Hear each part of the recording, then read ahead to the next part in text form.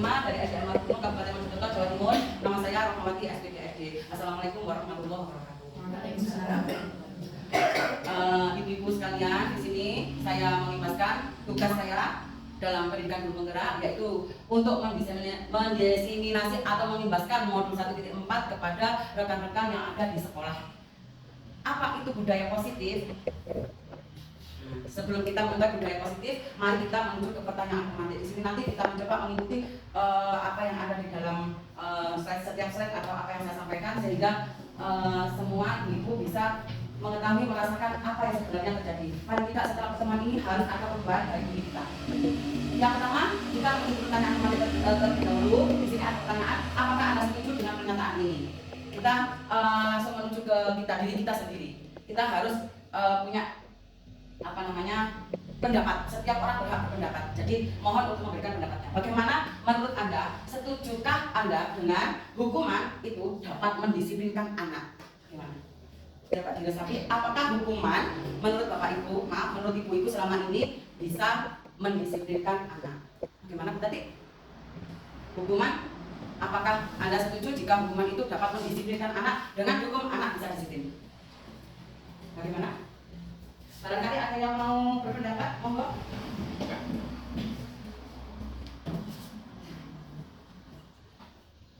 Bu Nani, bagaimana menurut Bu Nani? Apakah hukuman dapat membuat anak menjadi disiplin? Kalau menurut Bu Nani, apa pendapatnya Bu Nani? Jangan takut untuk berpendapat, di sini kita belajar bersama. Saya pun masih belajar juga. Kalau menurut Bu Sutyani? Bisa ya, bisa tidak. Bisa ya, bisa tidak. Kenapa Bu Sutyani bisa mengatakan hukuman bisa menjadikan anak disiplin dan tidak menjadikan anak disiplin? Iya, bisa menjadikan anak disiplin kalau memang anak itu ya pertama memang dari karakter. Kan ada yang bisa takut terus tidak ulangi lagi, tapi ada yang tambah. Misalnya itu bisa anak disiplin, bisa juga tidak, malah sebaliknya. Jika menurut Bu Sutyani tadi bahwa hukuman itu bisa membuat anak itu menjadi jelas sehingga anak menjadi disiplin, bisa juga tidak menjadikan, tidak setuju juga karena hukuman belum tentu bisa belum tentu mendisiplinkan anak. Bagaimana untuk ibu yang di sebelah sini? Siapa yang berpendapat? Ini karena kita harus sharing pendapat kita harus terbuka pikiran kita di sini agar apa yang kita dapatkan itu bisa mengena ke diri kita.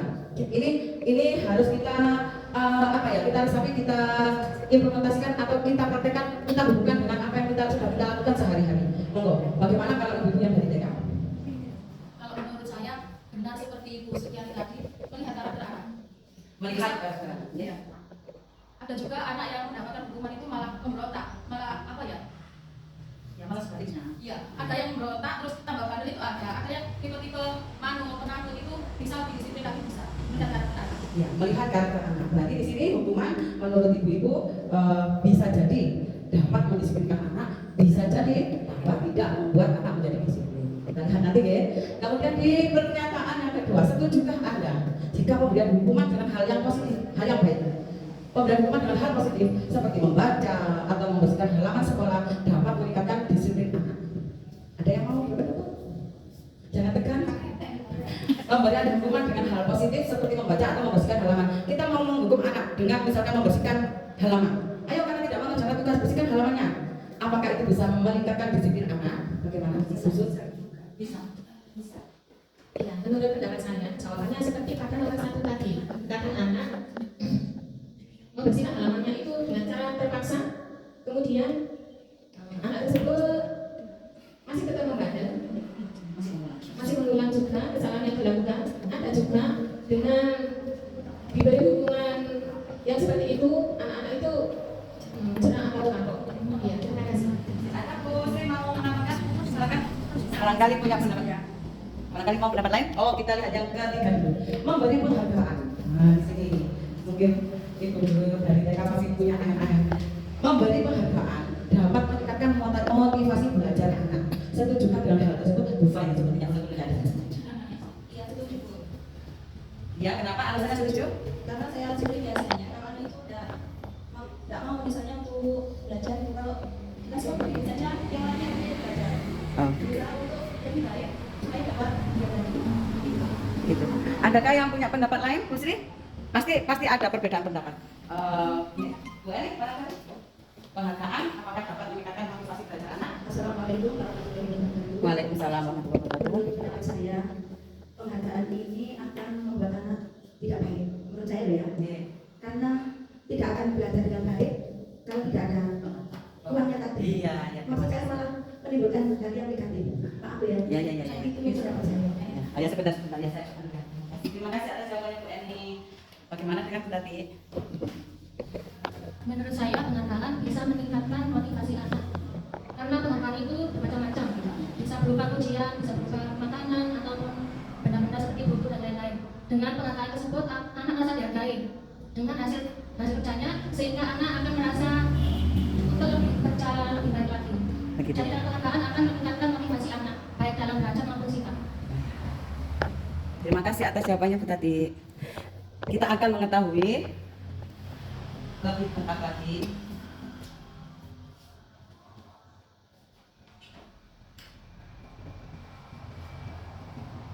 di sini nanti di dalam budaya positif kita akan mengetahui hal-hal yang ada di dalamnya yang harus kita kaji.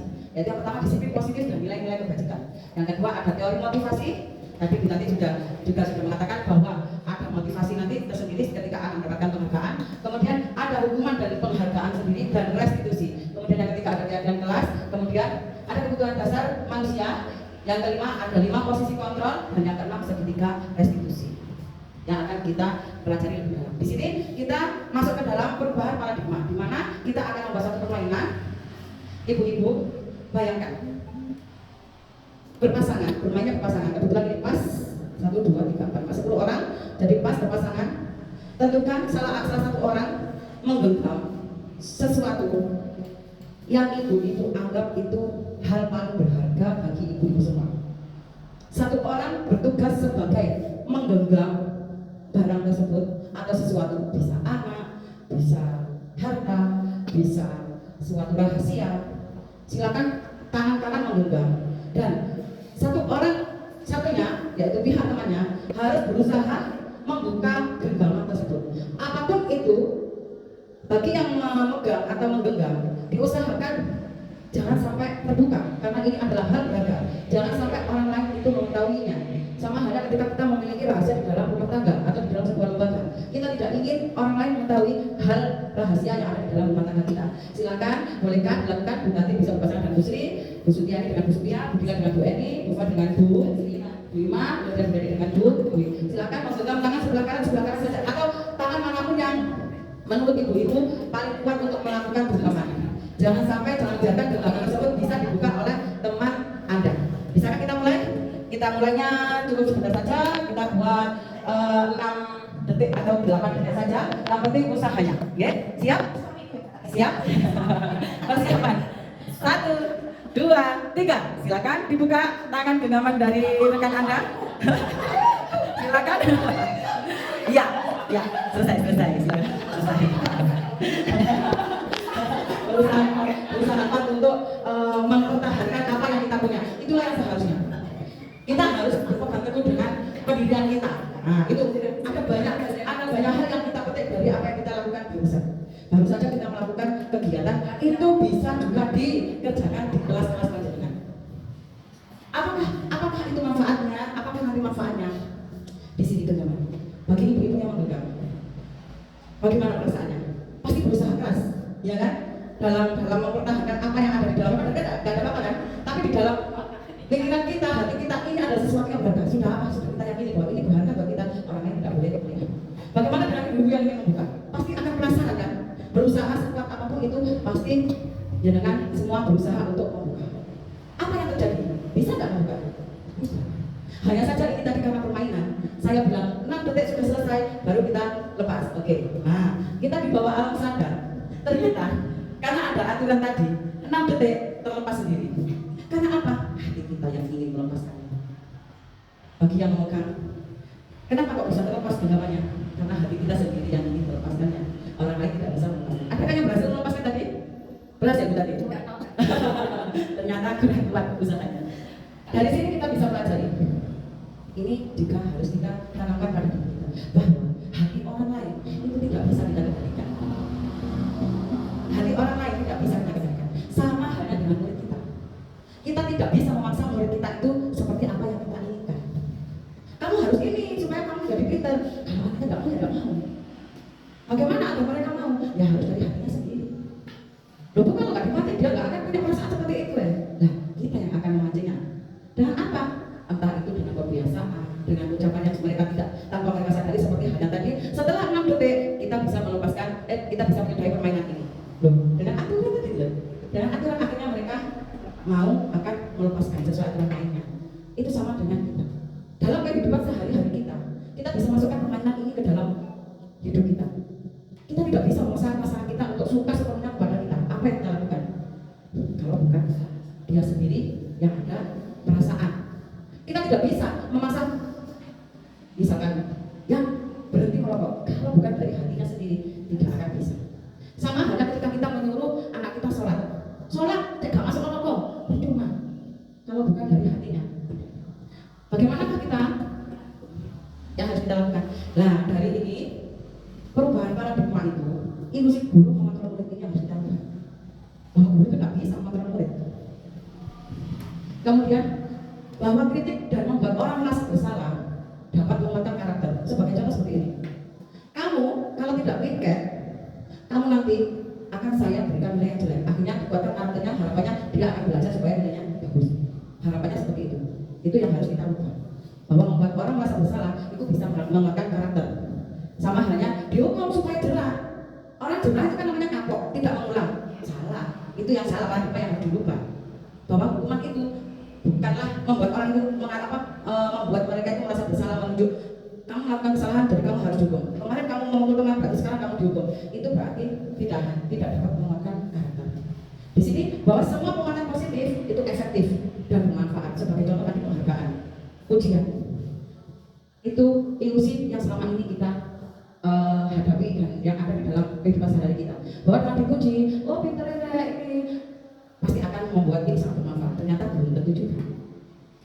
Membuat penguatan positif, memberikan hadiah, barangkali kita itu juga membuat bintang atau apa, ternyata belum tentu efektif. Paradigma yang harus diubah. Kemudian ilusi bahwa orang dewasa memiliki hak untuk memaksa, ini yang sering sekali dan harus kita ubah, baik di sekolah maupun dalam kehidupan kita sehari di rumah. Sebagai orang dewasa memiliki hak untuk memaksa itu salah. Mereka juga punya hak juga. Hak hidup, hak merasa bahagia. Jadi kita sebagai orang dewasa tidak memiliki hak untuk memaksa. Kemudian paradigma stimulus respon teori kontrol. Di sini ketika kita mencoba mengubah orang akan berpandangan sama dengan kita, itu tadi kan tidak akan mungkin bisa, karena akan sesuai dengan hatinya sendiri. Kita tidak bisa menyuruh orang seperti yang kita ingin. Kita tidak bisa menyuruh orang itu membuka tangannya kalau mereka tidak mau membukanya sendiri. Yang harus kita pahami, yang harus kita mulai buka paradigma kita, pemikiran kita harus berusaha memahami pandangan orang lain tentang dunia. Maksudnya mereka pasti punya alasan, mereka pasti punya tujuan, pendapat yang berbeda dengan kita, dan pendapatnya itu pasti bisa masuk akal.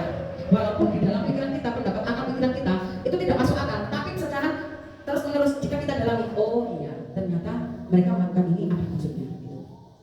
Perilaku buruk dilihat sebagai suatu kesalahan. Kita selama ini melihat tidak mengerjakan tugas suatu kesalahan, memukul teman suatu kesalahan, merusak barang teman suatu kesalahan, kemudian mencuri suatu kesalahan. Nah, perubahan yang harus kita pahami sekarang kan kita harus open minded, berpikiran terbuka bahwa semua perilaku itu memiliki tujuan. Loh, berarti kalau ada orang mencuri kita harus membenarkan, bukan itu. Nanti kita akan cari solusinya, bukan menyalahkan, tapi semua perilaku itu memiliki tujuan, sehingga kita harus mencari solusi terbaiknya. Orang lain bisa mengontrol saya, ini loh biasanya kita dalam kehidupan sehari-hari. Maksudnya apa? Sebagai anak buah kita dikontrol oleh kepala sekolah. Kita manut, bilang A harus A, walaupun A belum tentu ada di hati kita. B harus B, padahal B belum tentu di hati kita. Bertolak belakang. Nah, ini paradigma yang harus kita ubah. Hanya Anda yang bisa mengontrol diri Anda. Di mana jika itu salah, ya katakan salah. Kalau menurut Anda itu salah. Kalau itu perbuatan yang melenceng, ya jangan diikuti. Sebagai contoh, apakah kita mau masuk ke jurang? Jika kita itu disuruh ke jurang, sebagai perintah atasan, misalkan, itu contoh yang mudah. Kemudian saya bisa mengontrol orang lain. Nah, ini tadi paradigma. Kadang orang itu ingin menguasai, sehingga saya bisa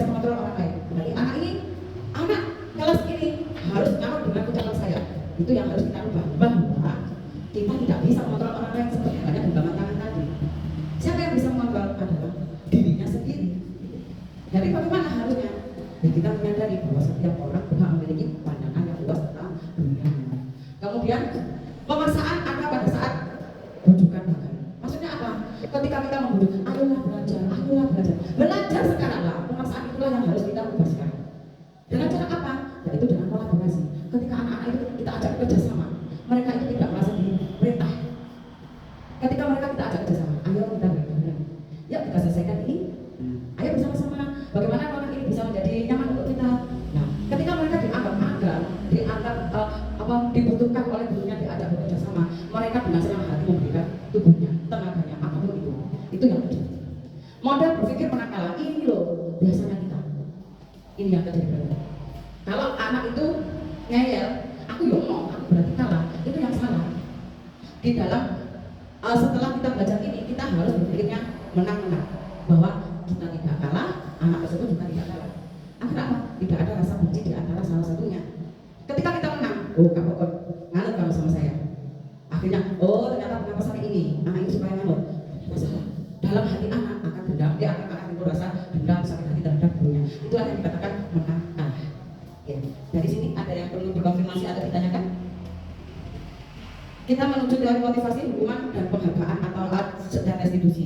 Kita belum pernah mendengarkan apa sih restitusi itu. Nah, setelah ini kita akan mengenal restitusi. Siapakah dia? Teori motivasi perilaku manusia, di mana orang itu memiliki motivasi eksternal jika dia menghindari ketidaknyamanan atau hukuman, sehingga dia melakukan hal tersebut karena akan dihukum. Kalau saya tidak melakukan itu, saya akan dihukum. Itu berarti dia mendapatkan eksternal, motivasi dari eksternal, dari luar. Saya harus berangkat tepat waktu. Saya harus mengerjakan tugas ini, kalau tidak saya dihukum mengerjakan 10 lembar, 1 buku dan sebagainya. Karena dia terpaksa dan takut, sehingga dia melakukan. Bukan karena dirinya, itu yang salah. Bagaimana seharusnya? Ada juga motivasi eksternal yang kedua, karena mendapatkan imbalan. Seperti yang dikatakan Bu Ed tadi. Takutnya kalau diberi imbalan, malah nggak ada imbalan naik, terus nggak bisa mengerjakan. Hanya karena imbalan dia mau mengerjakan. Akhirnya bergantunglah dia dari penghargaan, baik itu hanya berupa pujian atau hadiah yang sedikit, ternyata itu tidak efektif sebagai di dalam teori motivasi perilaku manusia. Terus apakah yang efektif? Yaitu motivasi dari dirinya, motivasi internal dari dalam dirinya, di mana dia itu akan merasa dihargai. Aku dalam melakukan ini, menyelesaikan tugas ini, saya senang, saya bahagia, guru juga bahagia, saya mendapatkan nilai 100, saya bahagia, guru juga bahagia. Nah, di situ ada rasa dihargai, menghargai diri sendiri, sehingga timbullah nanti apa budaya positif tersebut dari motivasi merdeka. Jadi zaman dahulu kala orang paling pintar dan berpengaruh di bidang pendidikan ini sangat hebat sekali pemikirannya, filosofinya itu banyak sekali. Dia orang hebat dikarenakan sering mengkritik orang Belanda, kemudian dibuang di Belanda. Dia tidak putus asa. Ditambah ketika dia dibuang, ini yang harus saya contoh. Ketika dia dibuang jauh dari tempatnya, ini yang saya contoh, saya harus belajar di sana. Sama dengan Pak Ki Hajar.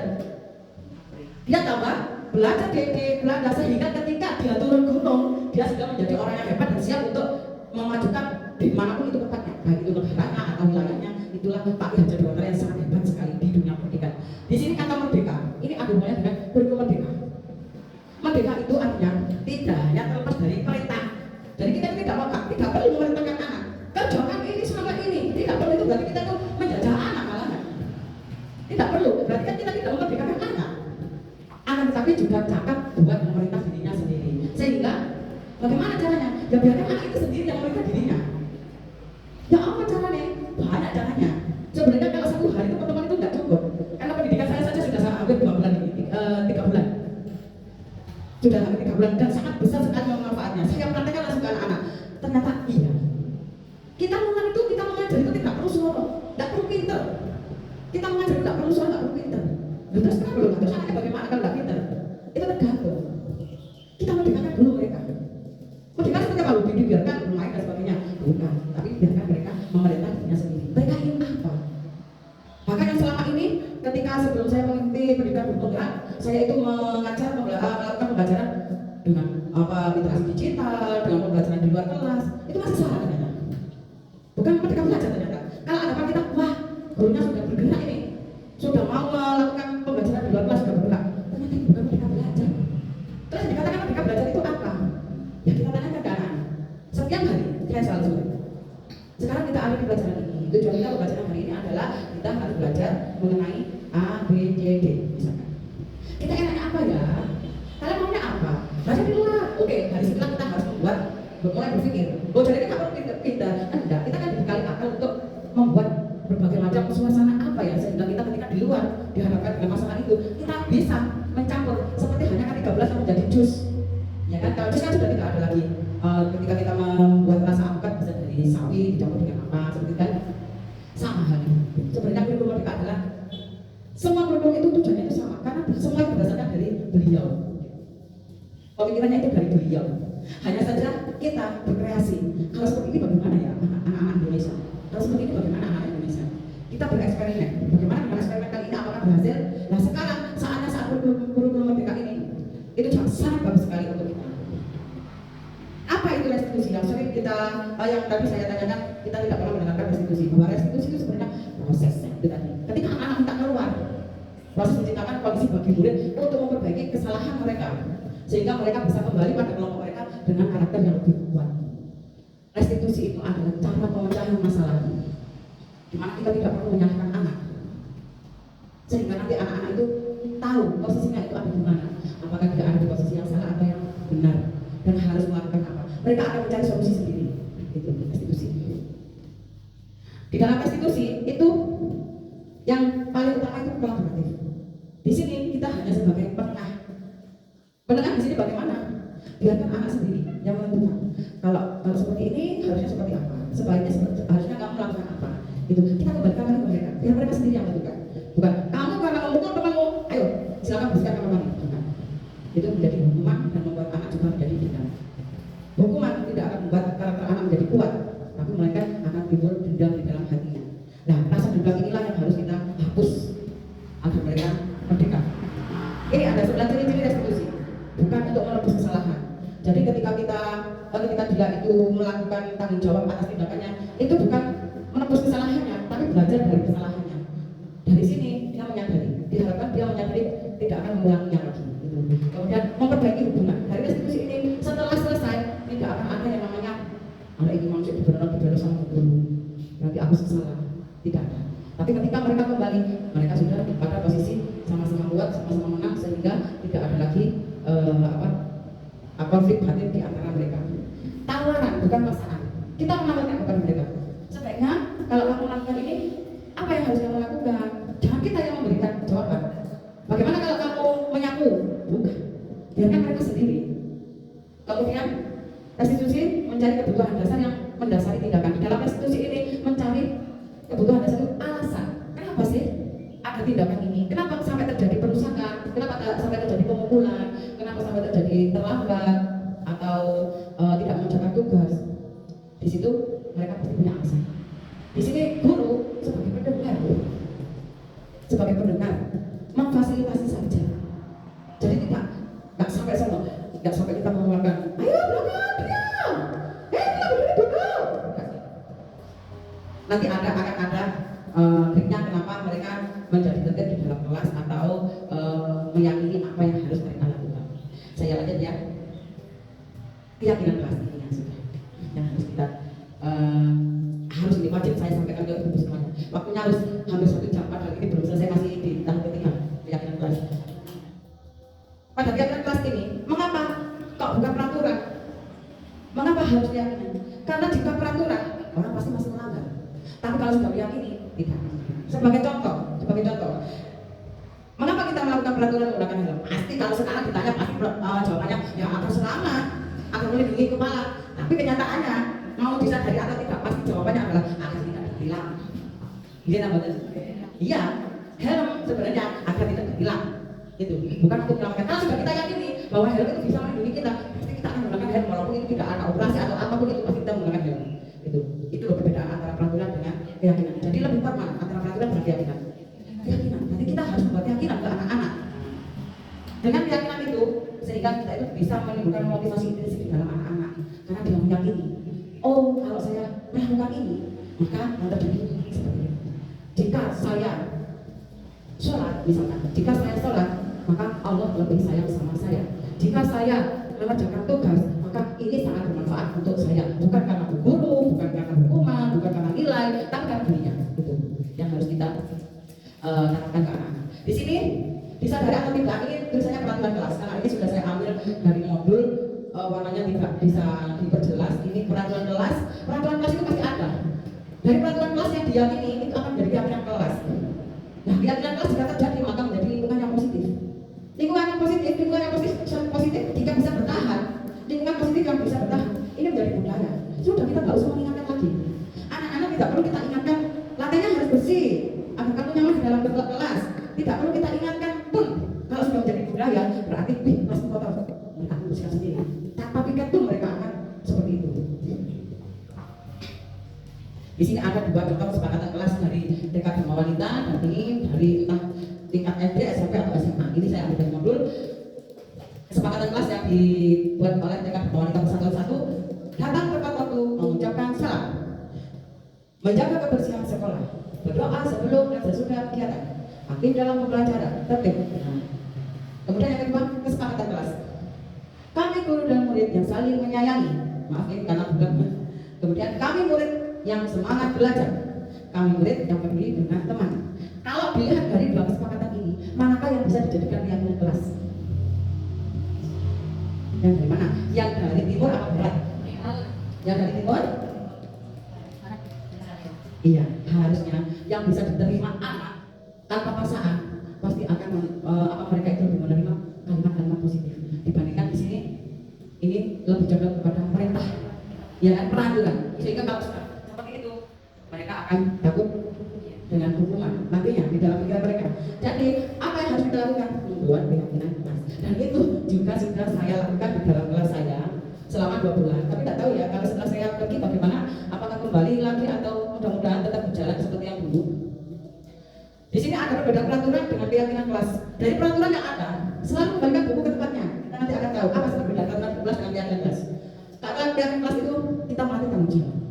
Kalau di sini kita menyuruh, kita paling sering merasa tidak senang jika ada kata suruhan kan. Diperhatikan kita tuh lebih, akhirnya ke anak pun lebih dongkol, ya. Kemudian dilarang mengganggu orang lain. Nah, coba kita ganti, kita harus menghormati orang lain. Jangan ada kata dilarang, tidak, jangan. Kata positif itu sangat mengenal ke dalam dirinya anak-anak sehingga mereka itu diinginkan. Beda dengan kata negatif, mereka itu diminta. Ketika kita diminta uang, pasti berbeda ketika kita diinginkan. Nah, karena kata diminta itu lebih ke paksaan, betul. Kita lebih ke paksaan.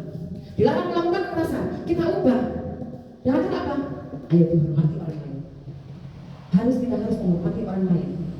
Kita harus menjaga teman kita.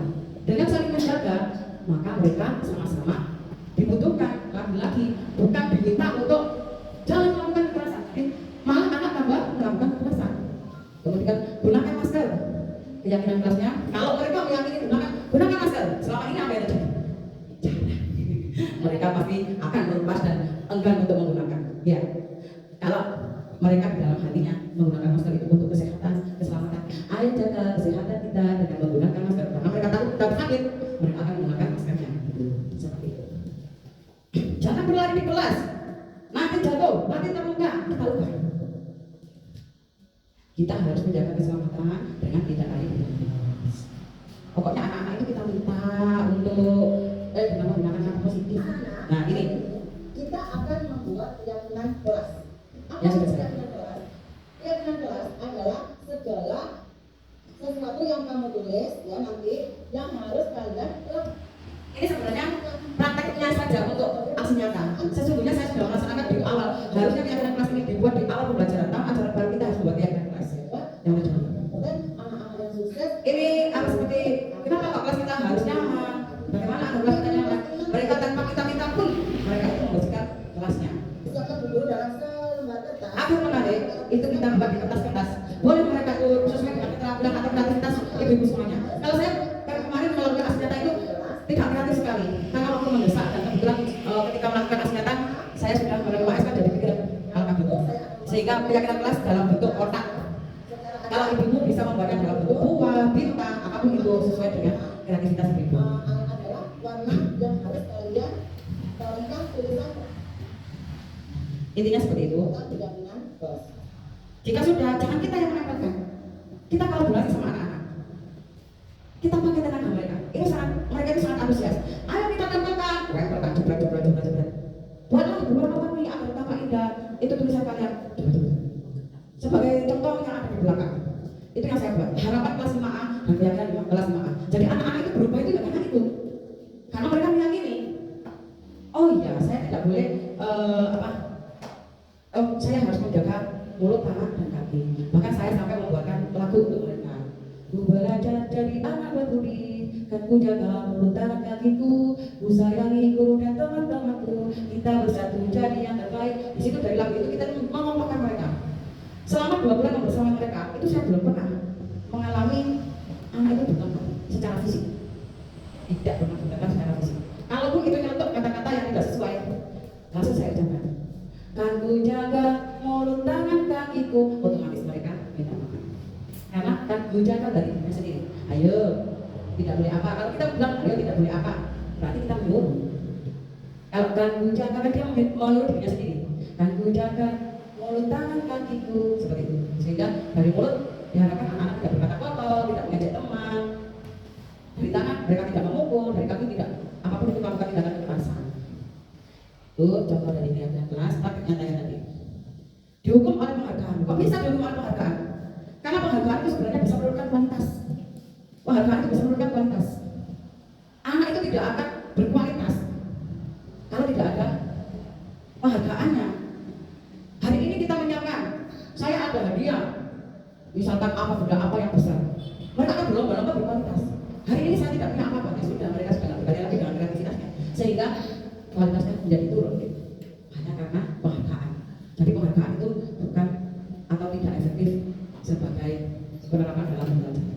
Penghargaan juga mematikan kreativitas. Loh kok bisa? Saya bersyukur sekali dengan tidak mendapatkan penghargaan apapun.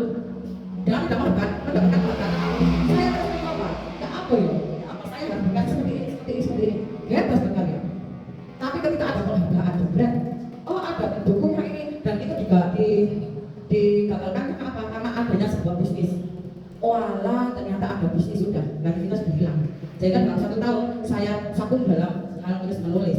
Karena apa? Penghargaan tadi, kreativitas sudah tidak ada lagi. Karena apa? Dimatikan sama penghargaan tadi. Kemudian penghargaan mengurangi motivasi intrinsik. Karena bukan dari dirinya yang ada, dari penghargaan tersebut. Nanti kan dihukum. Sama dalam hukum dirinya sendiri dari penghargaan. Jadi anak tidak memiliki kesadaran dari dirinya sendiri. Karena apa? Motivasinya muncul karena dari luar, dari penghargaan tadi. Pengaruh penghargaan itu jangka pendek sekali. Kalau sudah selesai dapat penghargaan, sudah puas. Oh, aku ingin lagi. Ketika dia memacu semangatnya untuk mencari penghargaan dan itu tidak didapatkan, lebih besar yang terjadi adalah anak ini selesai. Oh, aku salah. Nah, itu lebih besar karena ini terjadi pada saya. Ketika saya kalah, waduh, menyerah. Berarti saya sudah saya tidak layak lagi untuk mendapatkan penghargaan. Jadi penghargaan jangkanya pendek. Ada juga jangka panjang ketika dia semakin terpacu dan terus mendapatkan penghargaan. Penghargaan itu menghukum. Dari penghargaan mendapatkan penghargaan itu, dia terus akhirnya dihukum. Kenapa? Misalkan seperti ini, saya ini merasa dihukum. Nah, dengan ini berupa penghargaan. Dia akan menjadi kepala sekolah. Oh, sebuah penghargaan, saya dihukum. Beban saya asalnya mengajar untuk anak-anak bergaji sebagaimana yang saya bisa. Sekarang saya dihukum harus menjalankan tugas yang berat lagi itu. Perasaan kenapa? Eksplisit. Karena apa? Karena tugas dari luar yang perintah tadi. Itu penghargaan dihukum oleh penghargaan. Penghargaan mengurangi ketepatan. Sangat. Diberikan penghargaan, ada tak tepat. Orangnya salah. Apa yang terjadi? Maka dicibir. Ya kan? Wah, oleh penghargaan. Oh, boleh sengketa. Ada sekali kono. Nah, mengurangi ketepatan. Apalagi jika penghargaan itu diakibatkan karena faktor misalkan karena saya suka dengan ini, saya beri penghargaan yang ini tidak lah. Kemudian penghargaan itu merusak hubungan sangat. Penghargaan itu merusak hubungan sangat. Karena saya memberikan penghargaan kepada Bu Tati, maka satu ruangan akan menjadi cemburu. Sehingga semuanya benci terhadap Bu Tati, sehingga hubungan mereka menjadi rusak. Sehingga penghargaan itu tidak bagus ternyata. Sepertinya penghargaan kan bagus dari mata kita ya. Ternyata penghargaan itu merusak karena bagi mereka yang cemburu itu semakin benci terhadap orang yang menerima penghargaan juga terhadap yang memberikan penghargaan. Perbedaan hukuman dan konsekuensi. Di situ kalau hukuman itu biasanya menyakitkan, baik secara fisik maupun mental. Secara fisik kita pukul dia, mereka sakit. Secara mental malah lebih mengena, lebih tahan lama kuncinya. Kalau fisik walaupun tidak boleh dilakukan, ya memang tidak boleh dilakukan. Kalau fisik mungkin, kalau fisiknya sedikit mungkin mengurangi kesukaan yang menanggung materi terhadap kita. Begitu kan? Semakin sakit lagi ketika kita mengeluarkan kata-kata yang membuat anak ini terdiam sampai tua, bukan hanya dewasa tapi tua. Seperti yang saya alami. Ini yang saya dapatkan di modul 1.2 tentang teori motivasi belajar. Apa yang pernah Anda terima? Perlakuan negatif apa yang pernah Anda terima? Perlakuan positif apa yang pernah Anda terima dari guru Anda? Itu ternyata mengenal sekali di sini. Di pikiran saya dan pikiran saya. Apa? Ketika saya mendapatkan perkataan negatif dari guru SMA saya, ternyata itu yang memotivasi saya untuk terus. Ternyata bukan dari diri saya sendiri, motivasinya datang dari luar. Karena apa? Ada rasa benci tadi, itu tidak bagus ternyata. Rasa dendam itu ternyata nggak bagus, terus dibawa. Karena apa? Ucapan. Jadi kita sebagai guru usahakan hati-hati ketika mengucapkan kepada anak-anak, karena itu nanti yang akan membawa mereka sampai tua. Guru ini pernah mengatakan ini ke saya, guru ini pernah mengatakan ini ke saya. Itu setiap CBB itu diutarakan, dan itu di media sosial, di YouTube. Oh, saya juga melihat di sana. Saya pernah mendapatkan perlakuan seperti ini. Saya pernah dibenturkan ke tembok sampai berdarah dari saya. Pernah itu, ada yang seperti itu. Perlakuan kasar apa? Perlakuan negatif apa yang pernah Anda rasakan? Itu hukuman, bisa secara fisik maupun psikis. Membuat anak sakit fisik jangka waktunya lama sekali atau berhenti. Anak membaca kedisiplinan. Oke, maka kalian bisa bikin yang betul ngantor. Kemudian mendorong anak yang menyakiti diri sendiri. Akhirnya menyiksa. Mau nggak mau kita itu akhirnya ketika dia itu apa ya? Dikatakan seperti itu, ya sama juga memaksa diri kita untuk terpacu tadi itu. Mau nggak mau harus melakukan ini agar sesuai dengan keinginannya yang mengatakan. Anak belajar untuk menyembunyikan kesalahan sehingga karena takut dihukum, akhirnya anak itu berbohong. Itu yang kita alami kan ya. Karena takut dihukum, anak itu pasti berbohong. Dan kita tidak bisa mengetahuinya karena anak sekarang itu pandai sekali menyembunyikan kebohongan. Dan trik dari saya ini berdasarkan psikologi pendidikan dan di seminar yang ada di Mojokerto. Bagaimana kita mengetahui anak itu melakukan kesalahan atau tidak? Sepandai-pandainya dia berbohong, kita bisa mengetahuinya. Itu dengan cara kita menatap matanya. Tatap dengan tulus bukan kebencian. Tatap dengan pegang tangannya. Dengan ketulusan hati kita bahwa kita ingin merubah anak itu dari dalam dirinya sendiri, bukan dari kita. Ayo, lihat dulu, pandang dulu. Ketika dia merasa bersalah pasti dia akan seperti kita. Itu yang terjadi. Dan sering sekali berhasil saya lakukan kepada anak-anak saya. Kenapa saya dekat dengan mereka? Karena mereka terbuka dengan saya akhirnya. Tidak ada yang ditutupi. Ketika mereka melakukan kesalahan, apapun itu, saya pegang tangannya. Saya lihat anak yang melakukan kesalahan tidak akan bertahan lama. 10 detik pasti akan berlalu dari tatapan mata kita. Itu yang terjadi. Kalau sudah seperti itu, kita lakukan pendekatan kepada mereka. Itulah kenapa kita harus mendekati mereka. Jika kita sudah mendapatkan hatinya, apapun itu yang kita inginkan tanpa kita minta, mereka sudah melakukan. Itu kenapa mereka itu merasa nyaman dengan kita, karena kita ada bersama mereka, hati kita berada dengan mereka. Maaf ya, bukan masuk menggurui, maaf, hanya sharing dengan apa yang pernah saya lakukan. Kemudian hukuman itu hanya menambah marah, rasa bersalah, dipermalukan.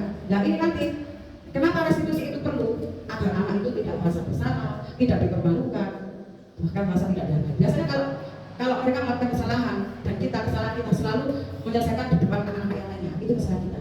Sehingga merasa dihakimi si yang melakukan kesalahan. Kemudian akhirnya merasa tidak dihargai, merasa tertuju. Ya, biasanya teman-temannya langsung menyerang. Nah itu yang membuat kebanyakannya dia itu menjadi merasa marah, merasa bersalah yang lebih, kemudian dipermalukan juga di depan kelas, di depan teman-temannya. Nah, konsekuensi yang dia dapat dari hukuman ini, konsekuensinya itu sesuatu yang harus terjadi. Ketika kamu tidur malam, apa yang akhirnya terjadi sama kamu? Bangunnya kesiangan. Ya jangan salahkan ketika kamu bangun kesiangan. Kenapa? Ya karena kamu tidurnya malam-malam. Terus bagaimana agar kamu tidak kesiangan? Nah, kita berikan kan anak. Tidurnya lebih awal, iya berapa? Jam berapa kamu tidur? Jam 9. Biasanya kalau jam 9 berarti harusnya kalau jam berapa ya? Ditanyakan, kita melakukan pertanyaan terus kepada mereka sehingga mereka sendiri akan nanti menyelesaikan permasalahannya. Kemudian anak menghargai disiplin. Akhirnya mau tidak mau, kalau kita nanti itu merupakan di rumah ini, dia itu lebih menghargai disiplin. Kemudian stimulus tanggapan mendorong anak agar menyelesaikan diri, konsep diri yang baik itu dari yang kekuasaan. Anak belajar untuk mematuhi peraturan, akan kehilangan hak, dibuat tidak nyaman. Kalau dia itu mendapat hukuman, biasanya konsekuensi pun itu juga tidak akan bagus. Selamanya konsekuensi kehilangan haknya. Kita harus memiliki memahami hak manusia itu sendiri. Hak manusia itu apa sih? Ya yang ingin kita rasakan itu apa yang ingin kita rasakan? Nah, yang ingin kita rasakan, yang ingin kita penuhi adalah ada 5. Kita itu ingin bertahan hidup. Sama halnya ketika kita lapar, pasti kita akan makan bertahan hidup. Sama halnya ketika kita terancam, kita pasti bertahan diri untuk agar lebih hidup. Kan? Kemudian penguasaan, dipungkiri atau tidak, dalam hati kita pasti ingin menguasai, entah di dalam kelas, dalam suatu komunitas, di dalam rumah, atau di dalam lembaga. Penguasaan, disadari atau tidak, pasti ingin menguasai. Semua harus menurut kepada saya. Itu 5 dasar kebutuhan manusia. Ini sudah tidak bisa diganggukan, pasti ada di dalam diri kita. Saya tidak bisa memungkiri, saya pun kadang juga ingin menguasai anak-anak agar mereka itu patuh sama saya. Kemudian kebebasan, kita tidak boleh mengabaikan bahwa manusia butuh bebas. Bagaimana caranya bebas? Seperti kita tinggal sedikit setelah kebutuhan dasar ini ada 5 kontrol, kemudian sama restitusi. 5 kontrol nanti gabung dengan restitusi sudah selesai. Kemungkinan 15 menitan. Kebebasan, anak-anak butuh kebebasan. Jadi kita harus memberikan hak mereka untuk bebas. Bebas apa? Bebas yang paling mudah adalah bebas mengungkapkan pendapatnya. Kita tidak boleh mengekang. Kemudian kesenangan, di mana ini adalah hak dasar anak. Kodratnya anak itu mendapatkan kesenangan. Jangankan anak-anak, kita saja juga ingin kesenangan. Dalam bekerja pun kita kan juga ingin senang. Bagaimana kita menikmatinya? Nah, itu. Kemudian yang paling utama itu, kita butuh kasih sayang dan diterima dalam suatu tempat di mana kita itu butuh diterima. Itu kebutuhan dasar. Ini digunakan untuk ketika kita menghadapi sebuah masalah. 5 posisi kontrol.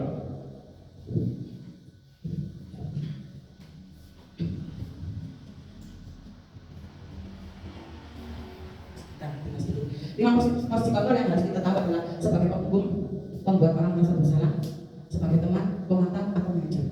Di sini, jika kita menunjuk menghadik anak, jelas kita sebagai penghukum. Bagaimana ciri orang posisi kontrol pembuat orang merasa bersalah? Seharusnya kamu itu begini, ibu kecewa kalau tidak melakukan ini. Nah itu sehingga anak itu, ibu ini ternyata saya melakukan kesalahan, ibu jadi kecewa, ibu jadi tidak senang terhadap saya. Merasa anak sehingga di situ merasa disalahkan. Sebagai teman, ini yang kita anggap biasanya ini efisien ketika kita menghadapi anak. Kita harus sebagai teman bagi mereka, kan kan? Supaya mereka mau menerima kita, ya. Kita harus sebagai teman mereka sehingga mereka menerima kita sebagai teman dan bisa kita rangkul apa yang kita inginkan mereka mau seperti itu. Ternyata ini juga tidak efektif. Tidak efektif, kita berada di posisi teman itu tidak efektif. Kemudian di posisi pemantau. Posisi pemantau itu seperti ini. Ketika ada anak pelanggaran, ayo apa peraturannya? Misalnya ada anak yang tidak menggunakan sabun, ayo apa peraturannya? Itu harus apa? Harusnya bagaimana? Seperti itu, pemantau. Kita sudah ada aturan, kita meneruskan kepada aturannya, itu pemantau. Nah yang harus kita lakukan di dalam 5 posisi kontrol ini ada di posisi manajer. Di posisi manajer ini kita ada sebagai pemantau, sebagai teman, sebagai teman juga sebagai pemantau. Di sini kita menggunakan segitiga restitusi. Apakah itu segitiga restitusi? Yaitu cara penyelesaian masalah menggunakan 3 tahap. Yang pertama itu menstabilkan identitas, di mana anak itu mengetahui dia itu berada di posisi yang mana. Apakah dia salah atau benar, dia sendiri yang akan menentukan. Dan di sini kita memberikan penanaman ke mereka bahwa pasti setiap orang itu pernah melakukan kesalahan, tapi kita bisa memperbaikinya. Di tahap yang kedua itu memvalidasi kebutuhan. Validasi kebutuhan. Kemudian yang ketiga menanyakan keyakinan. Di validasi kebutuhan kita menanyakan, setiap anak pasti memiliki alasan dalam melakukan suatu tindakan apapun itu. Jadi tadi itu memvalidasi tindakan yang salah dan benar. Ini 3 tahapannya. Contoh implementasi segitiga restitusi ini yang terjadi pada kelas saya. Saya membuat kasus sendiri walaupun tidak ada kasus. Pada jam terakhir pembelajaran bahasa Indonesia, berarti meminta muridnya untuk menyimak teks yang sedang dibacakan. Dari yang saat itu sebangku dengan Yuda lupa tidak membawa buku paket. Buati menyarankan Derek untuk bergabung kepada Yuda. Derek mengatakan Yuda tidak mau berbagi buku. Buati menanyakan kepada Yuda alasan kenapa dia tidak mau berbagi buku kepada Derek. Ternyata Yuda marah dengan Derek karena buku catatannya telah dicoret-coret oleh Derek. Derek tidak mau disalahkan dengan memberikan alasan yaitu karena Yuda mencari bukunya terlebih dahulu. Buati menyelesaikannya dengan segitiga restitusi. Ditambahkan segitiga restitusi. Kurang lebih seperti ini cara menyelesaikan. Anak kita panggil, jangan diselesaikan di dalam kelas.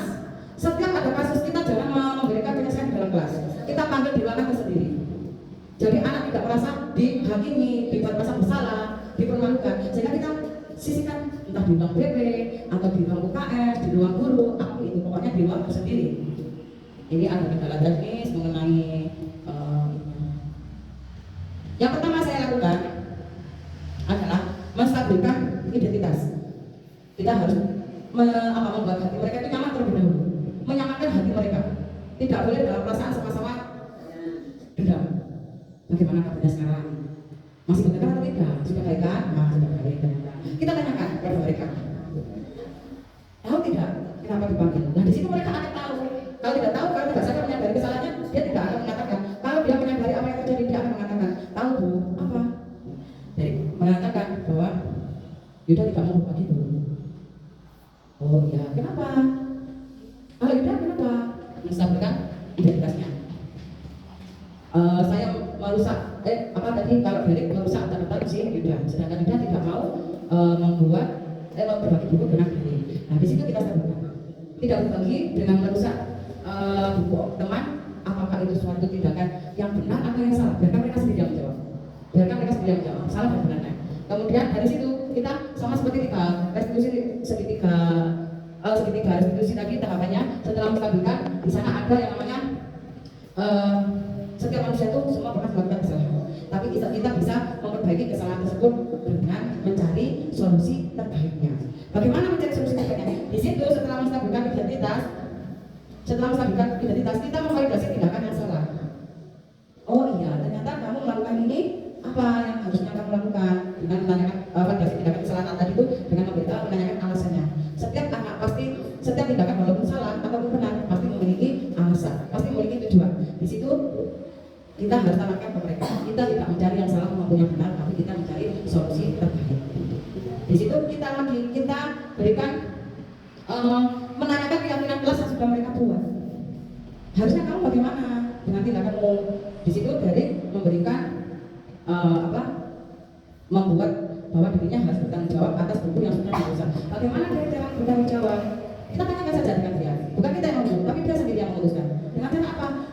Saya akan menggantinya. Nah, biarkan mereka melakukan hukumannya sendiri, bukan kita. Dia menghukum dirinya sendiri maksudnya. Kalau itu bagaimana? Saya harus membagi buku dengan teman, mau berbagi buku dengan teman. Nah, dari situ kita kembalikan ke keyakinan kelas. Di dalam keyakinan kelas, masih ingatkah kamu apa yang harus kamu lakukan? Menjaga teman, menghargai teman, seperti itu. Sehingga keyakinan kelas itu sangat kita butuhkan. Ketika ada pelanggaran, kita tinggal apa yang kamu yakini dulu di awal, kita kembalikan ke keyakinan kelas. Ketika ada yang perkataannya kotor, apa yang kamu yakini dulu di dalam kelas? Ketika ada lantai yang kotor, apa yang kamu yakini dulu di dalam kelas? Tinggal itu saja. Mereka ketika mengetahui, oh ya ini tidak sesuai, dengan keyakinannya mereka akan berubah dengan sendirinya. Keyakinan akan di dalam diri mereka masing-masing. Nah di situ akhirnya dengan penyelesaian masalah menggunakan 3 tahapan segitiga restitusi, anak itu bisa kembali ke dalam kelompoknya tanpa ada yang dihakimi. Jadi kesimpulannya adalah budaya positif bisa kita mulai dari penanaman nilai kebajikan pada murid dengan melakukan pembiasaan, dengan memperhatikan kelas bersama seluruh warga kelas dan disepakati bersama. Hukuman dan penghargaan bukan suatu pemecahan masalah yang baik untuk seorang murid, karena motivasi dari luar hanya bersifat sementara. Melalui restitusi, anak lebih menerima apa yang telah mereka lakukan dan berusaha memperbaiki sesuai keinginan hatinya, karena mereka termotivasi dari dalam diri. Kebutuhan dasar manusia bisa kita jadikan pegangan dalam menghadapi murid, karena dengan dipenuhinya kebutuhan dasar mereka akan menyadari segala hal yang baik untuk dirinya. Posisi kontrol yang terbaik seorang guru dalam menyelesaikan masalah adalah di posisi manajer. Dan cara menangani sebuah masalah dalam kelas yang paling efektif adalah menggunakan tahapan segitiga restitusi. Demikian paparan materi yang saya berikan ke ibu semua. Barangkali ada pertanyaan yang ingin disampaikan, monggo. Budila, ada yang perlu ditanyakan? Ya, tadi. Misalnya di dalam penerbangan kita selalu memberikan penghargaan. Tapi dijelaskan kita tidak boleh memberikan penghargaan. Dan bagaimana dengan penerbangan itu? Apakah dibiarkan saja? Di sini terima kasih atas pertanyaan yang bagus dari Ibu tadi. Di sini tadi katanya penghargaan itu tidak baik. Nah, penghargaan tidak selamanya tidak baik. Asalkan sebelum ada penghargaan kita membuat kesepakatan terlebih dahulu. Kesepakatan anak-anak akan lebih menerima kesepakatan daripada penghargaan itu terus berlanjut. Di dalam sebuah lomba dia itu sudah konsekuensi. Sehingga beda halnya ketika penanganan kasus terhadap suatu masalah. Di dalam perlombaan pasti mereka akan terpacu melakukan sesuatu hal yang terbaik. Memang atas dasar unsur ekstrinsi. Dalam hal ini perlombaan itu memacu kreativitasnya. Dan itu tidak akan terjadi terus-menerus. Perlombaan pasti akan ada hanya dalam momen-momen tertentu. Sehingga dengan kesepakatan mereka pasti bisa menerimanya. Begitu berarti. Bagaimana? Ada pertanyaan lagi? Mas? Mas? Jika tidak ada yang bertanya, sekarang saya ingin merefleksi hasil pertemuan kita hari ini. Paling tidak, ibu-ibu semua memiliki sesuatu yang berbeda. Setelah saya berikan pembahasan tadi, ibu-ibu pasti memiliki perubahan paradigma di dalam pemikirannya. Kira-kira siapa nih? Apa begini saja, perwakilan dari TK1, perwakilan dari SD1. Oke? Dari TK1 yang mau memberikan refleksinya, apa yang telah ibu-ibu dapat hari ini dari materi yang saya sampaikan, apa yang ibu rasakan, apakah perasaannya senang atau bagaimana, apa pandangan yang selama ini ibu terima itu apakah sudah sesuai dengan apa yang saya berikan hari ini. Silakan. Monggo. Monggo, Ufam. Ayo, Bu siapa? Waalaikumsalam warahmatullahi wabarakatuh. Ini sedikit bertanya juga ya. Nggih. Karena dari apa yang saya alami, rekan saya itu mendidik anak, jumlah anak dengan guru sama misalnya ada batasnya 15:1, terus kemudian kita memasukkan anak ke guru terus gurunya satu, itu memang dari situ nanti sudah lagi. Terus waktu belajar sendiri kita juga begitu. Kemarin waktu saya PPR itu menggunakan harian. Kalau saya sendiri di sekolah itu menggunakan seharusnya kelompok, tapi saya operasikan karena gurunya banyak. Jadi untuk anak sesuai dengan bakat itu kalau kita menggunakan klasikal itu memang sulit. Tapi kalau menggunakan area sesuai dengan minat anak itu memang iya. Tapi untuk misalnya bahasa Indonesia, anak sukanya bahasa Indonesia sudah ambil yang di area bahasa. Terus anak yang suka matematika misalnya ambil di area matematika. Tapi kalau untuk klasikal itu kita harus semuanya pilih kita seperti itu. Jadi kadang itu di situ kalau area biasanya itu saya menggunakan aturan bermain dulu. Sama anak-anak kita dekat menggunakan aturan bermain. Jadi di situ tidak ada istilah hukuman. Ya, apa itu kesadaran sendiri-sendiri. Tapi kalau di klasikal karena juga banyaknya murid itu kita sulit untuk anak ini harus saya ini tidak bisa. Saya maksudnya kesulitan di situ. Jadi hanya kadang-kadang kalau itu memang rebel atau apa kita baru kenapa kita diganti seperti itu. Jadi kadang itu untuk apa itu ya tidak sesuai keinginannya, tapi kita harus anak ini bisa. Kadang kita motivasi dengan mungkin bintang 4 itu tadi atau kadang kita kasih ide kita bisa seperti itu. Itu bagaimana? Di sini kita sama-sama belajar. Ini ada wacana sebuah kasus dari TK yang kita juga tidak pernah membayangkan apa yang terjadi di TK karena selama ini yang kita tahu di SD ya. Kemudian ini ada pandangan dari TK bahwa betapa paradigma atau pemikirannya itu sepertinya lebih rumit ketika menghadapi berbagai macam karakter. Nah, di situ saya juga pernah mendengarkan dari JDP yang berasal dari TK, di mana mereka itu berusaha untuk masuk ke dalam situasinya mereka. Bagaimana cara mereka masuk ke dalam situasi mereka?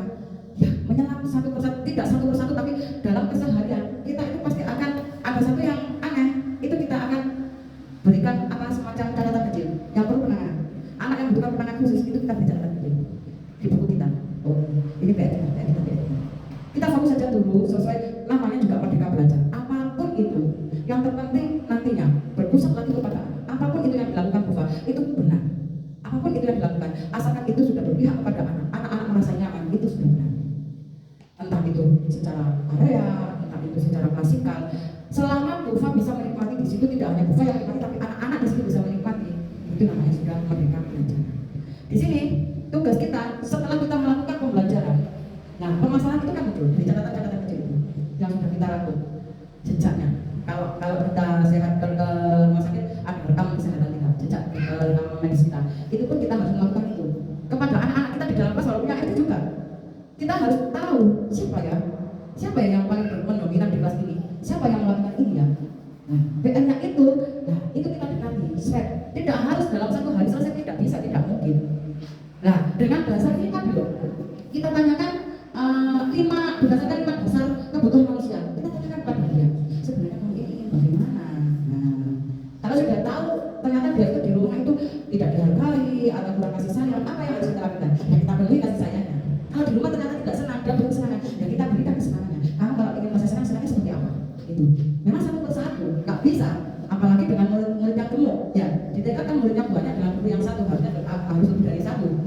Jadi kita harus bagaimana?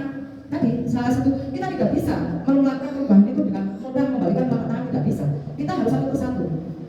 Dengan cara apa? Membuat catatan, kemudian kita ambil yang manakah yang kita bisa lakukan lebih awal, yang kita bisa selesaikan ini kita obati terlebih dahulu. Kalau yang kita lebih dulu kan, jangan yang sulit. Kalau yang sulit itu membutuhkan PR yang sangat lama. Tidak apa-apa, sama duduk, oke? Wah, kita. Ketika kita memutuskan untuk menyelesaikan masalah yang sulit, itu bumerang menjadi kita. Anak yang lain tidak akan terjamah, ya. Jadi apa yang harus kita lakukan? Lakukan yang paling mudah dulu, direkam. Mana ya kasus yang paling mudah bisa diselesaikan? Itu yang mudah selesaikan dulu. Baru nanti yang paling berat, nah membutuhkan pendekatan yang lebih dalam lagi. Pikirannya lupa mana? Sekarang refleksi dari SD, Budila. Barangkali punya pandangan setelah busuk, setelah menerima materi yang saya berikan tadi, kira-kira apa ya? Oh ternyata anggapan saya selama ini kalau hubungan itu gini, ternyata hubungan seperti itu. Rasanya busuk, kata busuknya. Mantap Busre, ya busuk, berikan busuk refleksinya. Iya. Untuk hari ini saya terima kasih sekali atas ilmunya yang digunakan. Saya terinspirasi. Yang mana dalam kehidupan sehari-hari mungkin saya melakukan kesalahan. Oh ternyata ini sekarang obatnya. Ya mudah-mudahan saya bisa mengubah kesalahan-kesalahan yang pernah saya alami dengan obat yang Ibu berikan. Terima kasih.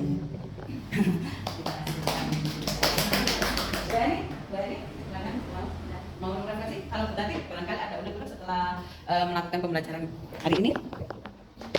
Terima kasih atas ilmu yang telah diberikan. Banyak sekali pengetahuan yang telah diberikan oleh Bupati.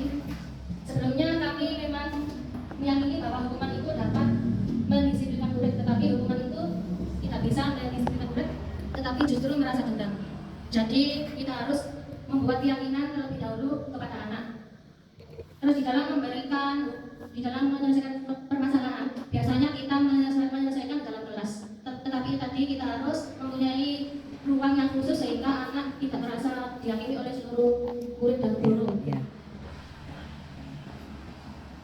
Jadi banyak sekali ilmu yang kami terima sebelum dan setelah diberikan ilmu tadi. Terima kasih. Ya, terima kasih Bu Tati atas refleksinya. Terima kasih, tepuk tangan.